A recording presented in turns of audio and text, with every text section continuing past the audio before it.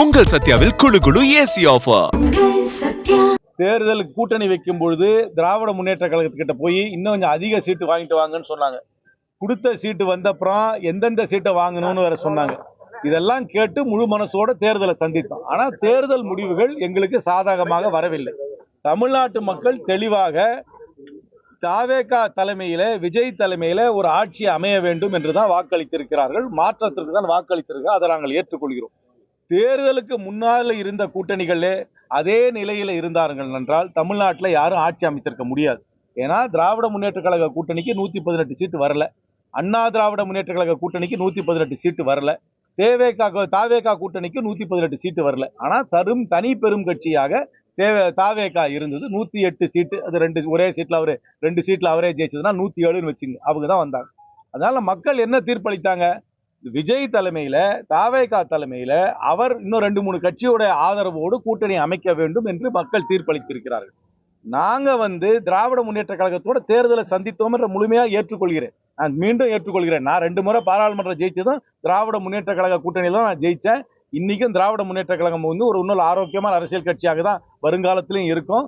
எனக்கு தனிப்பட்ட முறையில முன்னாள் முதல்வர் திரு ஸ்டாலின் மீது எனக்கு அதிக மரியாதை உண்டு. அதுல எல்லாம் எந்த மாற்றமும் கிடையாது. ஆனால் தேர்தலுக்கு முன்பாக இருந்த எந்த கூட்டணியாலும் ஆட்சி அமைத்திருக்க முடியாது. அதனால தேர்தலுக்கு அப்புறம் சில கூட்டணிகள் மாற வேண்டிய சூழல், அந்த சூழல் தான் மக்கள் அந்த சூழல் வர வேண்டும் என்று தான் வாக்களித்திருக்கிறாங்க. ஐரோப்பிய நாட்டில எல்லாம் ப்ரீ போல் அலையன்ஸ் சரியா இல்லாட்டி போஸ்ட் போல் அலையன்ஸ் ஒன்று வரும். தேர்தலுக்கு பின்னர் இன்னொரு கூட்டணி அமைத்தால்தான் நிலையான ஆட்சி அமைய முடியும் என்ற நிலை வந்ததனால் காங்கிரஸ் கட்சி தாவேகாவுக்கு ஆதரவளித்தது. திமுகவுக்கு முதுகுல குத்துனன்னு சொல்றது என்னை பொறுத்த வரைக்கும் ஒரு பொருத்தமான விமர்சனம் கிடையாது. திமுக ஆட்சி அமைக்கிற நிலையில இருந்து காங்கிரஸ் வாபஸ் பெற்று திமுக ஆட்சியை நம்ம தவிர்த்து விட்டோம் என்றால் அதுல நீங்க முதுகுல குத்தலான்னு சொல்றதை ஏத்துக்கலாம். ஆனா திமுக ஆட்சி அமைக்கிற நிலையிலே கிடையாது. திமுகவுக்கு எந்த வாய்ப்பும் மறுக்கப்படவில்லை. எந்த வாய்ப்பும் திராவிட முன்னேற்றங்களுக்கு மறுக்கப்படாத நேரத்தில் நாங்கள் அந்த கூட்டணியில இருந்து விலகி தாவேகாவுக்கு வாக்களித்தது அவர்கள் ஆதரவளித்தது முதுகுல குத்துறது என்று ஒத்துக்க முடியாது. இன்னும் கொஞ்சம் பரஸ்பரமா பிரிஞ்சிருக்கலாம். அதை பரஸ்பரமா பிரியாம இருக்கிறத நான் ஏத்துக்கிறேன். அதுக்கு என்னை பொறுத்த வரைக்கும் கொஞ்சம் பரஸ்பரமாக கொஞ்சம் விடை பெற்று இருக்கலாம். ஆனா முதுகுல குத்துறாங்கிறத நான் முழுமையா ஏற்றுக்கொள்ளவே மாட்டேன். ஏனென்றால் திராவிட முன்னேற்ற கழகத்துக்கு எந்த வாய்ப்பையும் காங்கிரஸ் கட்சி மறுக்கவில்லை.